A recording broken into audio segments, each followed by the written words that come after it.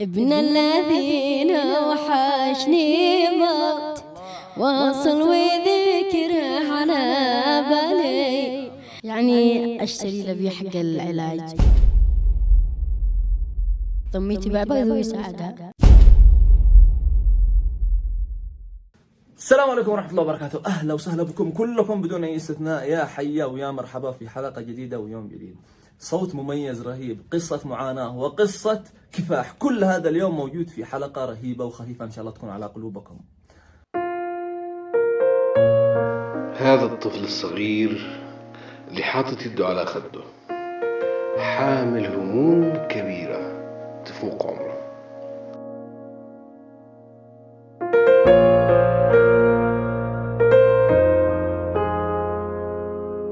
يحاول ببساطة عن طريق الميزان يكسب لقمة العيش الحلال.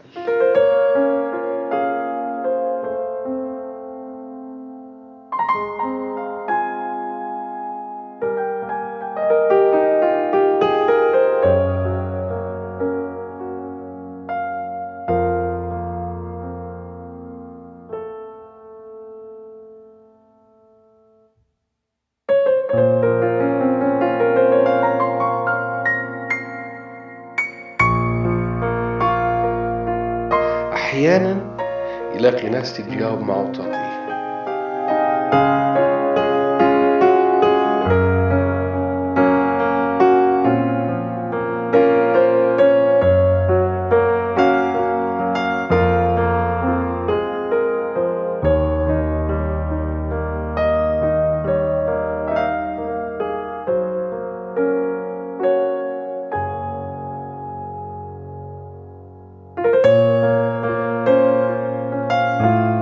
كثير من الأحيان ناس تتجاهل وجوده في الشارع وأمامه الميزان.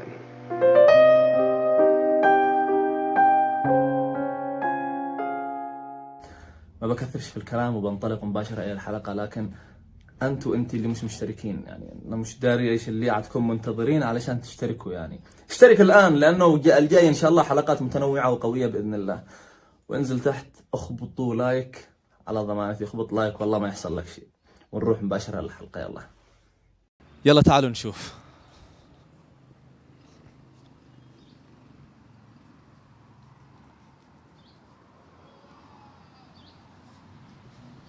السلام عليكم. عليكم السلام. كيف حالك؟ الحمد لله. ايش تفعل؟ انا اشتغل. ايش؟ بالميزان. طيب اول شيء وزن انا عادي بس بلاش، ماشي معي فلوس. عادي على حسابي. متأكد ماشي معي زلط؟ يا اخي عادي على حسابي. يلا نشوف اشوف كم وزني، اشوف علشان تشوف يعني انت. طيب ها، ما شاء الله ما شاء الله ما شاء الله. عرفني اسمك. بسام.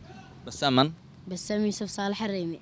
بسام الريمي. يا بسام انت اول شيء وقبل كل شيء هكذا، شوف انت داري انك لفت انتباهنا في الشارع، ولد عسل ما شاء الله يا بسام، وتطلب الله بعرق جبينك، احلامنا هكذا ما فيش.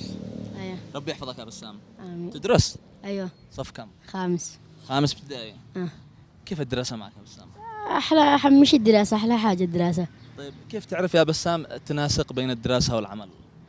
يعني أدرس وأشتغل المغرب وأروح أذاكر. تدرس وتذاكر؟ أيوة وبكر الصبح وهكذا كل يوم.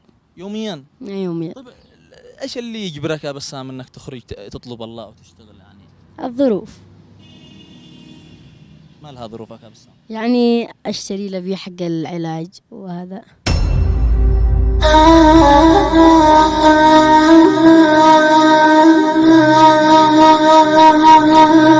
تشتري لأبوك علاج؟ علاج إيش؟ من حق السكر والضغط. يعني أنت الآن اللي متكفل بعلاج أبوك السكر والضغط؟ أيوه. لا حول ولا قوة إلا بالله يا بسام، أنت والله أسد، أنت مش شبل، أنت أسد. طيب الوالدة الله يحفظها بسام، أبوك يشتغل؟ أبي يساعد أمي بالبيض، ضميتي بعبايض ويساعدها.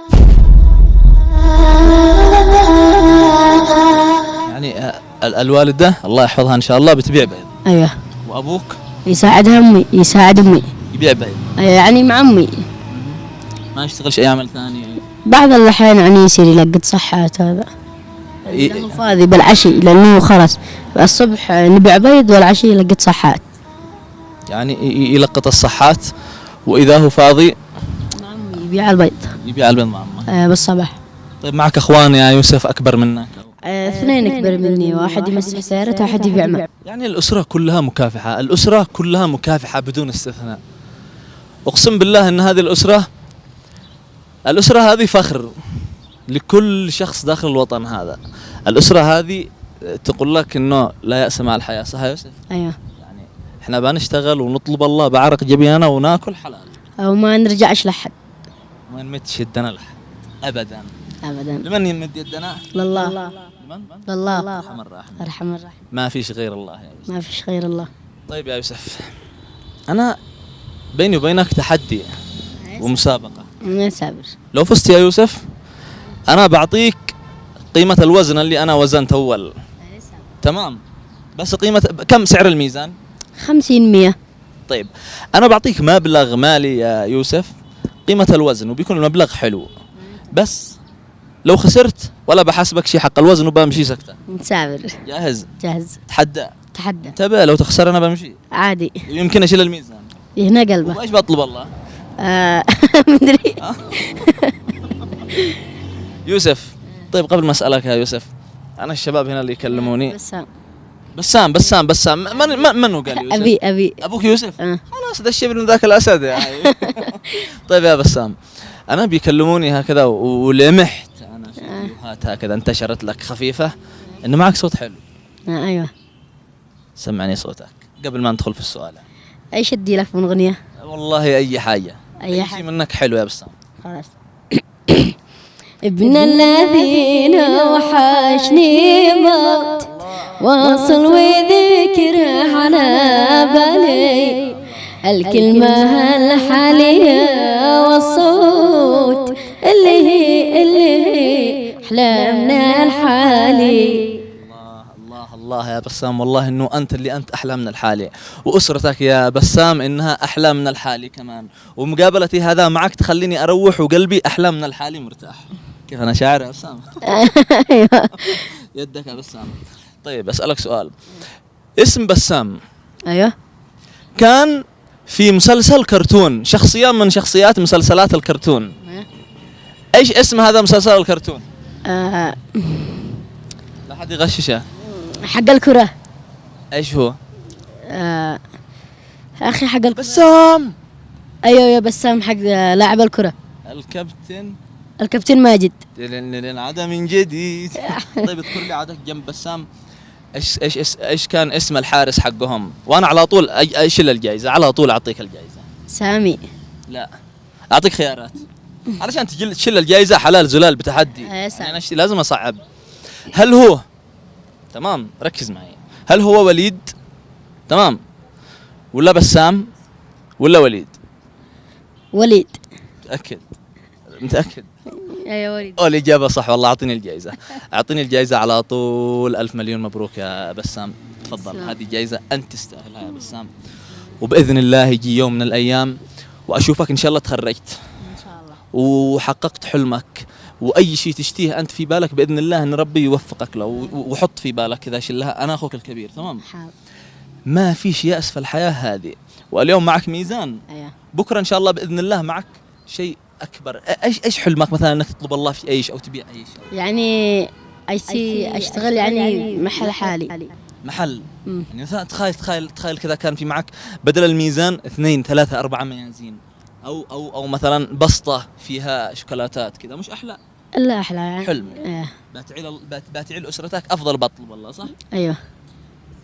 ربي يحقق لك حلمك، وبإذن الله إن في فاعل خير ما بيقصروش وبيحققوا حلم بسام اللي بدأ بميزان، ويعلم الله فين بنشوفه مع الأيام بإذن الله، بنشوفه أفضل وأفضل. عاد أنا أسألك سؤال ولو أنا مرفس.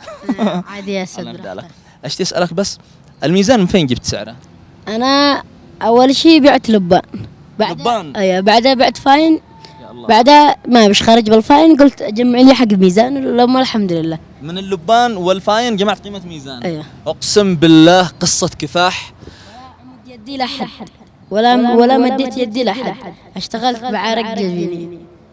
ولا بيمد يده إن شاء الله لحد، ولا بيمد يده المخلوق طالما وهو جالس في فضل الله.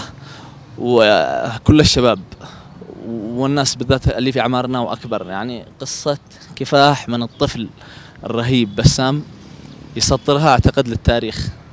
إن شاء الله بإذن الله كلنا نحذو حذو بسام، وإن شاء الله بإذن الله كلنا نشوف بسام مع الأيام تاجر كبير. وبعدين بسام يتصل لي يقول لي يا حسن برو، أقول له أيوة من بسام، ايش تك تسوي لي؟ تقول لي ايش تك تسوي لي إعلان يا بسام يا حركات. ربنا يسعدك إن شاء الله بإذن الله. بالنسبة لبسام زي ما تشوفوا بالميزان البسيط والحبوب هذا اللي يطلب الله فيه، يتواجد دائما أو غالبا يعني لما يكون خارج وقت المدرسة في حده جولة الرويشان وما حولها بتحصلوا في هذا المكان. بس ما يشتيش منكم حاجة إلا أنكم تجوا توزنوا وتخلوه يطلب الله بعرق جبينه. الله يوفق إن شاء الله بسام، ويوفق كل شخص فاعل خير، ويوفق كل شخص مجتهد يطلب الله بعرق جبينه. في الختام مع أحلى بسام وأحلى رهيب، اشتراك، لايك، وانشر الحلقة في كل مكان. في أمان الله.